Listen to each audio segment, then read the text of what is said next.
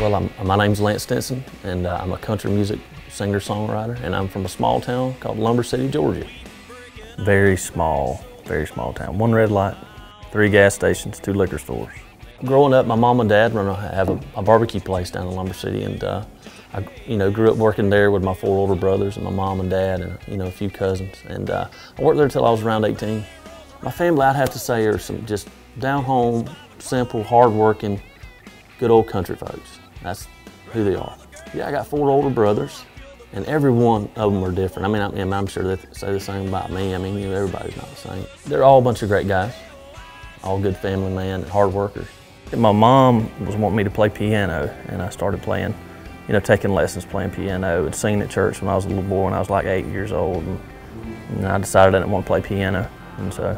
Well, she's always been like one of my most biggest supporters, my biggest fan, and I always can look to her for advice or anything if I ever needed, something. Songwriting to me is kind of a time that I can, whether I'm going through a tough time or hard time, I can, put it down on paper or and kind of get it out, kind of a release, I guess you'd say.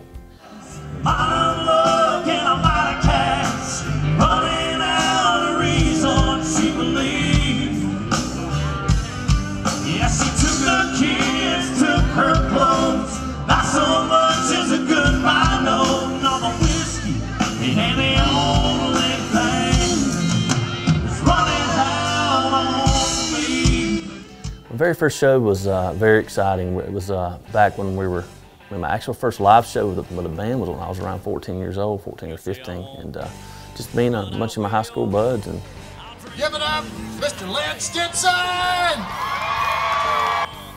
It was very, very interesting. It was very fun, because we were young and green, wet behind the ears, and thought we were the greatest thing, and we sucked. But I was a little nervous, I'm not gonna lie, but I don't think it was really nerves. It was kind of just filled with excitement, because it was the very first time we ever played in front of a crowd with our band. We were young kids, all my high school buds together.